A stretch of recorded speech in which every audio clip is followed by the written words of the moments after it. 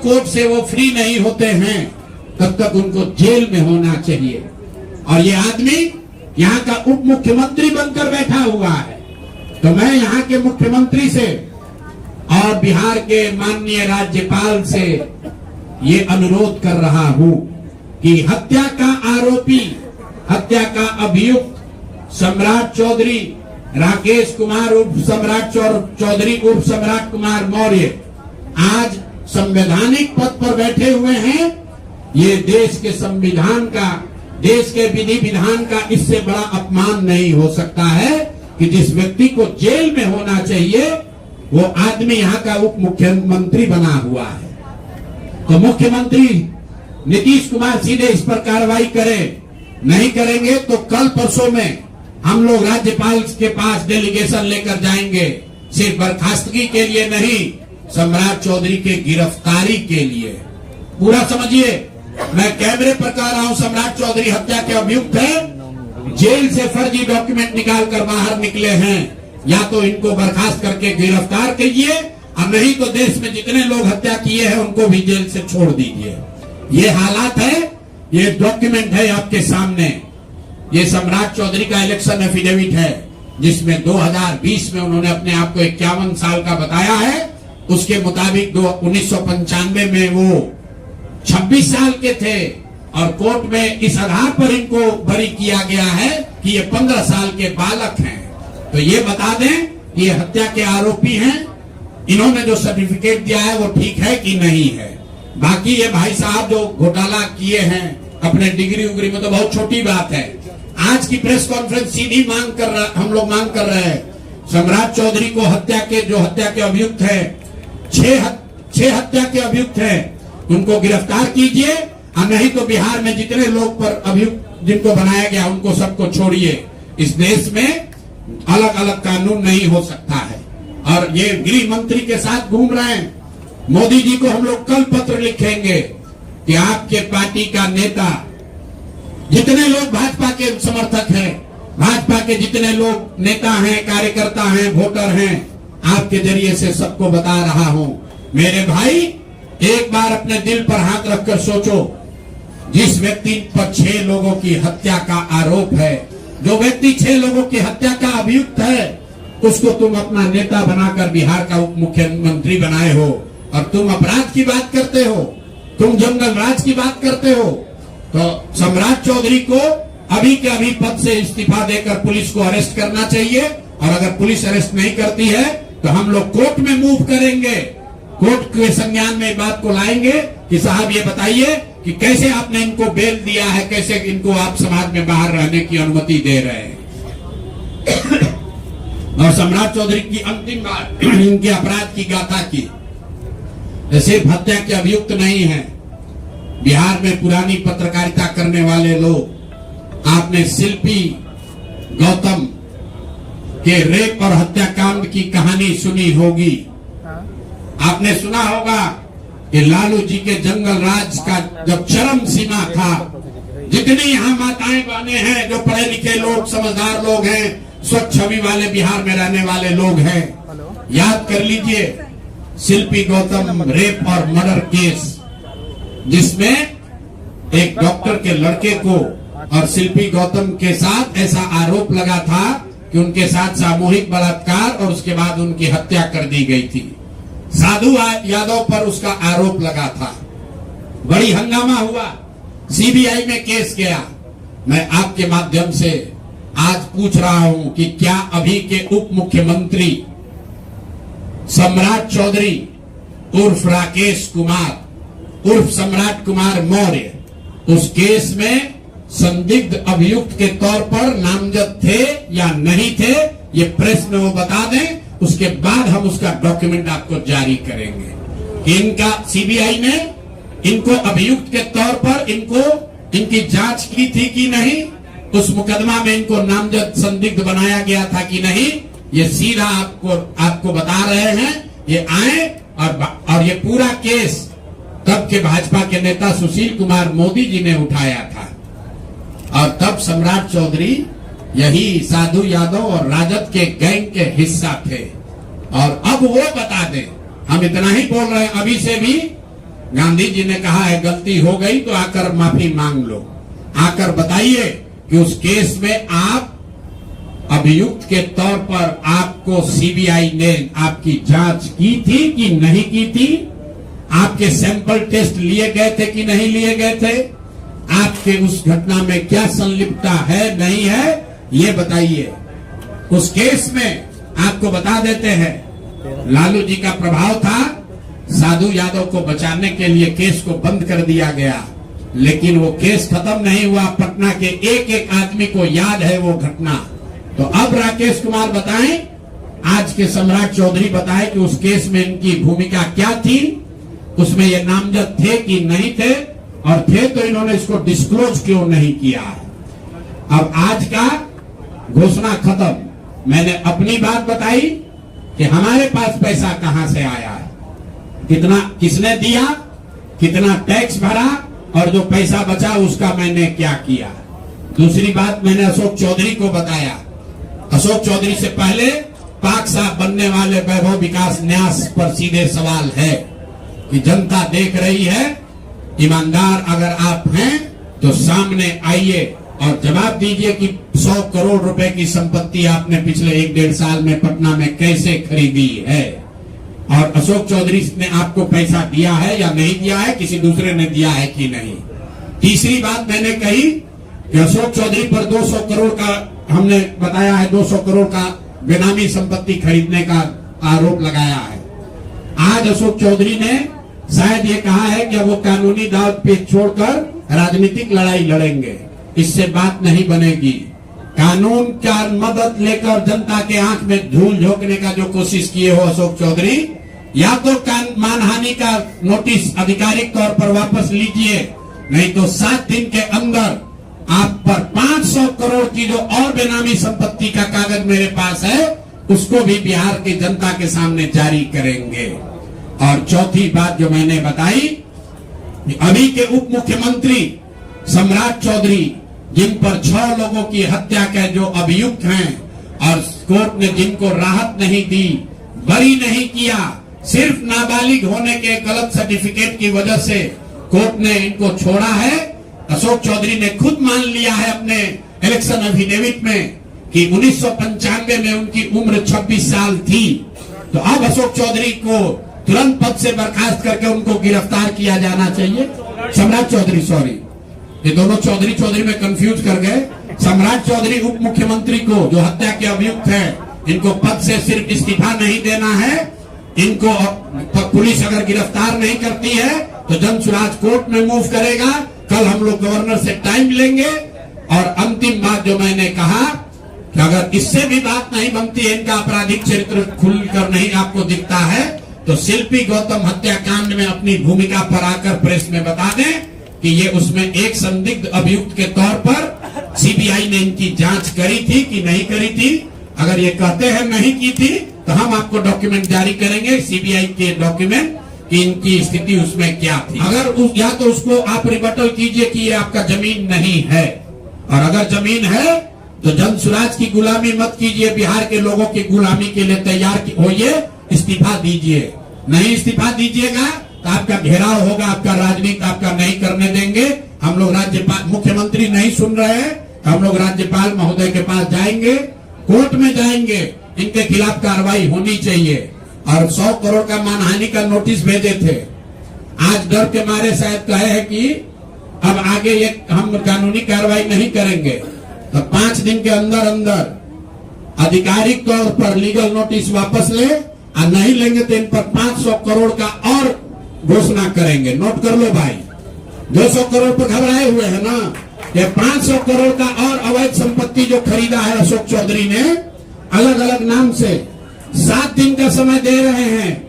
7 दिन के अंदर अंदर अगर अब इस बात के लिए माफी नहीं मांगे कि प्रशांत किशोर पर झूठा मानहानि का मुकदमा करने का कोशिश, केस तो नहीं किया है, नोटिस भेजे हैं, तो अगर 7 दिन के अंदर अंदर लीगली कैमरे के सामने आकर ये नोटिस वापस नहीं लिए तो इन पर 500 करोड़ का और जो अवैध संपत्ति ये कब्जा किए हैं, खरीदे हैं, उसकी सारी सूची आपके सामने जारी करेंगे।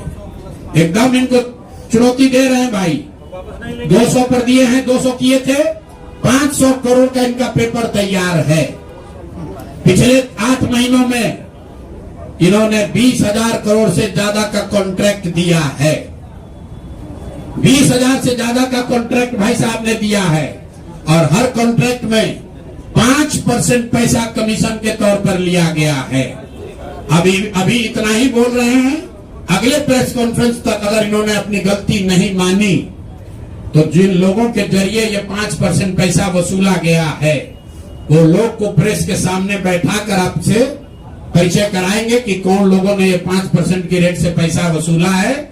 और दूसरी बात, ये जो पैसा रिलीज हो रहा है, 0.5% हर रिलीज में पैसा काटा जा रहा है।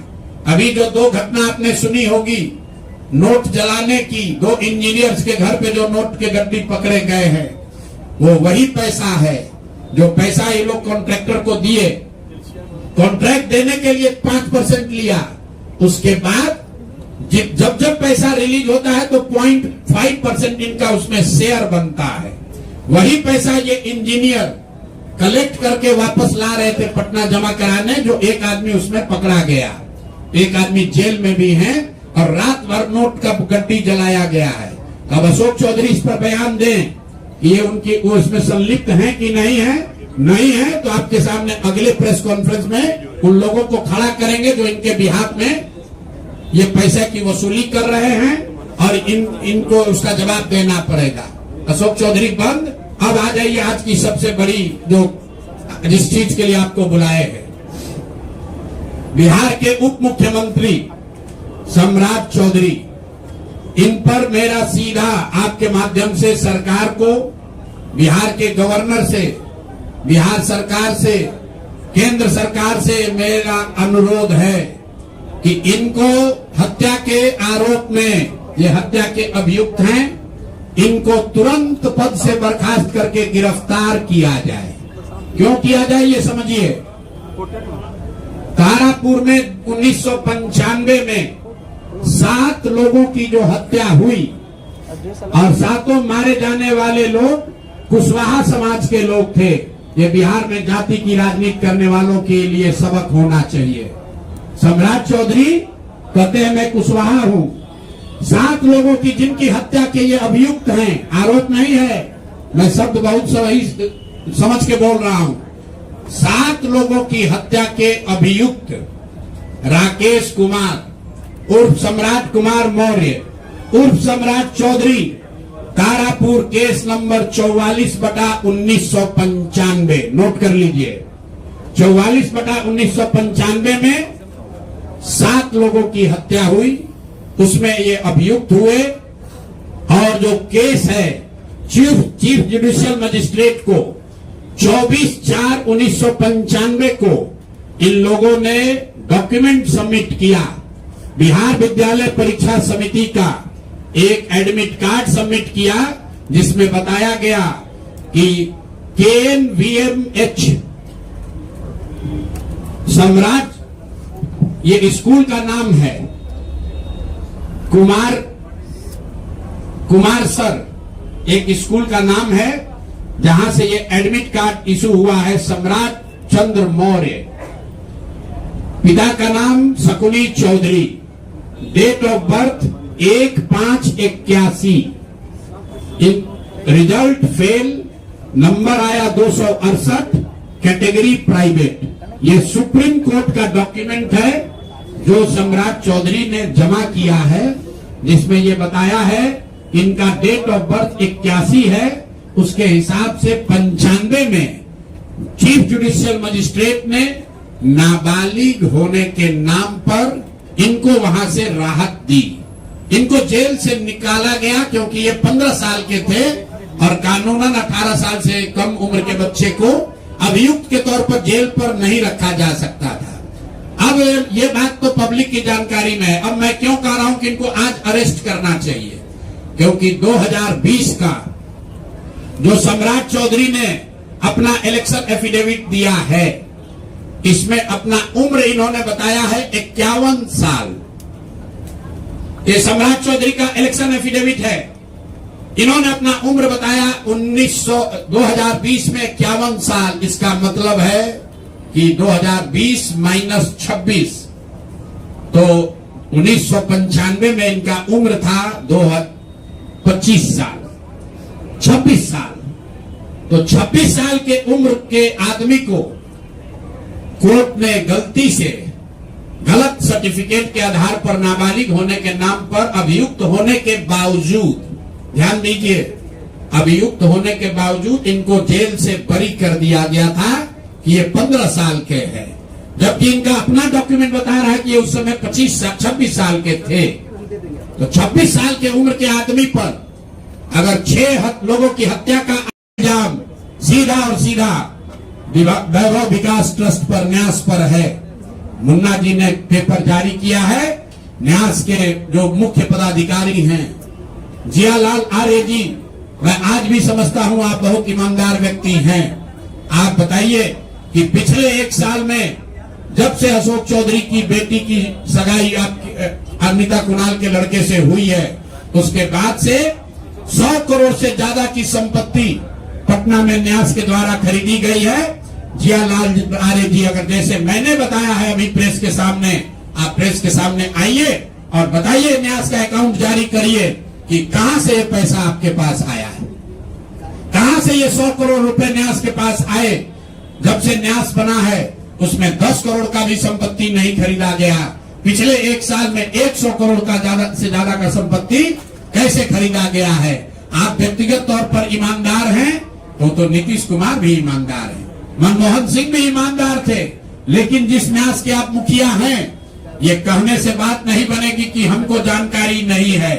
मैं अभी आपके सामने चुनौती दे रहा हूं, वैभव विकास ट्रस्ट से, न्यास से लोग आकर ये बताएं कि पिछले 1-1.5 साल में 100 करोड़ से ज्यादा की संपत्ति पटना में उस न्यास के माध्यम से कैसे खरीदी गई है। उसमें मुख्य सचिव, यहां बिहार के मुख्य सचिव जो हैं, उनके परिवार की महिला हैं, तो अभी इनकी जिम्मेवारी है। मुख्य सचिव यहां पर प्रत्यय अमृत हैं, इनकी सास है, मुन्ना जी इनकी सास है, प्रत्यय अमृत की सास है, इनकी सासू मां है, और जियालाल आर्य जी और अनिता कुणाल, ये तीनों लोग बताए। इन्होंने कहा किशोर कुणाल जी का नाम बहुत बड़ा है, तो किशोर कुणाल जी के नाम पर ही कम से कम उनके नाम को दागदार मत कीजिए। समाज ने उनके नाम की बड़ी प्रतिष्ठा है। तो आप प्रेस को बुलाइए और क्लियर कीजिए कि आपके न्यास से, मैं 3 लोगों का नाम ले रहा हूं, जियालाल आर्य जो बहुत सम्मानित व्यक्ति हैं, ईमानदार व्यक्ति हैं, उनकी ऐसी छवि है। दूसरा अनिता कुणाल जी जो किशोर कुणाल जी की पत्नी है, और तीसरा यहाँ के मुख्य सचिव की सासू मां। ये तीनों लोग बताएं कि न्यास में 100 करोड़ से ज्यादा की संपत्ति खरीदने का पैसा कहां से आया है। दूसरी बात, अशोक चौधरी के नाम पर जो संपत्ति की बात कही गई है, हम लोग उस बात पर कायम हैं। 200 करोड़ की संपत्ति इन्होंने अर्जित की है। इन्होंने कैमरे पर आप लोगों को कहा कि 1 कट्ठा भी जमीन हो जाएगा तो मैं जन सुराज की गुलामी करूंगा। मेरे भाई, से पीछे न हटना पड़े। और आपके सामने बिहार के लोगों को बता रहे हैं, अगले 10 बरस तक जब तक बिहार की व्यवस्था नहीं सुधरेगी, अपना शरीर बेच के भी पैसा लाना होगा तो भी पैसा लाएंगे, लेकिन बिहार में चोरी की राजनीति को खत्म करके ही दम लेंगे। ये आप ध्यान रखिए। और किसी भी अपने हमारे जो जन सुराज के साथी हैं, उनको डरने की जरूरत नहीं है। 1-1 रुपया प्रशांत किशोर का अकाउंटेड है। केंद्र सरकार को जीएसटी भरा है, इनकम टैक्स भरा है, और जब आप इनकम टैक्स भरते हैं तो ये भी पूछा जाता है कि पैसा आया कहां से है। किसी ने कहा अभी एक प्रेस कॉन्फ्रेंस में, मैं खाली आपको उदाहरण देता हूं, नवयुगा कंस्ट्रक्शन के नाम पर किसी ने कहा पैसा दिया है। बिल्कुल दिया है, 11 करोड़ रुपया लिए है। 11 करोड़ रुपया 2 घंटा सलाह के लिए लिए। उनको एक प्रोडक्ट लॉन्च करना है, वो लॉन्च करने के लिए हमसे सलाह चाहिए, तो 11 करोड़ रुपया हमने कहा पार्टी को डोनेट करो, तब 2 घंटा का सलाह देंगे।